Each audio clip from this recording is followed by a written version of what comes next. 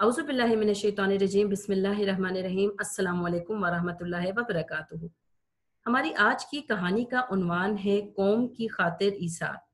यानी जब भी आपकी कौम पर कोई मुश्किल वक्त आता है, कोई मुश्किल घड़ी आती है, तो अपनी जान की परवाह किए बगैर अपनी कौम की खातिर कुर्बानी दे देनी चाहिए, क्योंकि एक फर्द या एक शख्स की ये कुर्बानी बाकी तमाम कौम के इकबाल का सबब बनती है। कहानी की शुरुआत करते हैं।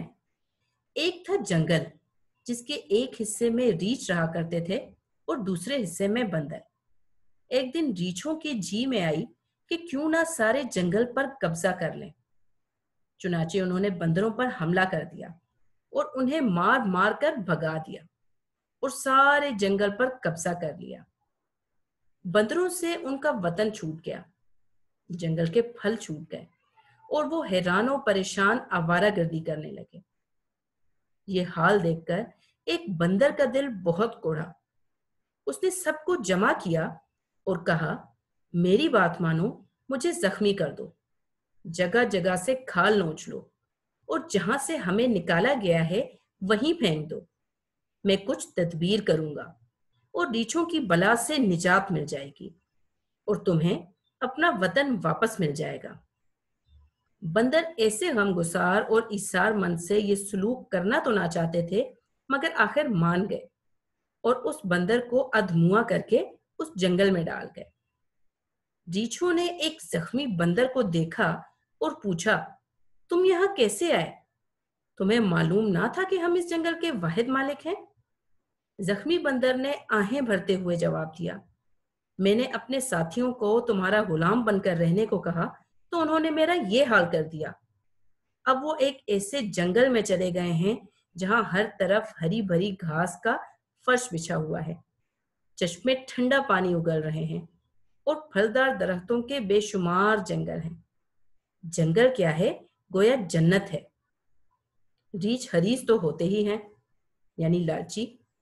उन्होंने कहा, तुम हमें वहां ले चलो, हम तुम्हारा इंतकाम भी लेंगे और उस जंगल में चैन की बंसुरी बजाएंगे, तुम्हारे जख्मों का इलाज भी करेंगे। बंदर मान गया। यूं उन खूंखार रीछों ने बंदर को एक रीछ पर लाद लिया और सारे रीछ बंदर की रहनुमाई में चल पड़े।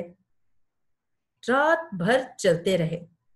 एक जगह मामूली कीचड़ था और उससे आगे गहरी दलदल।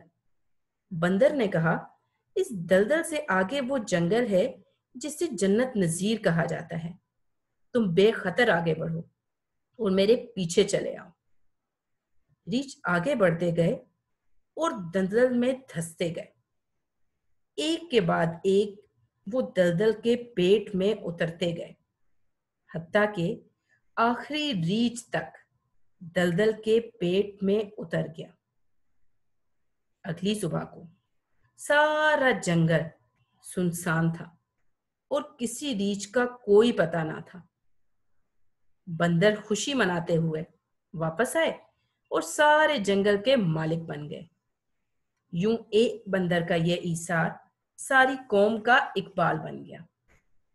कहानी का अखलाकी नतीजा यह है कि कभी भी आपकी कौम को अगर आपकी कुर्बानी की जरूरत पड़े, एक ऐसी कुर्बानी जिसमें एक फर्द पूरी कौम को बचाने का सबब बन सकता है, उनके इकबाल का सबब बन सकता है, तो फर्द वाहिद को ऐसी कुर्बानी देने से गुरेज नहीं करना चाहिए।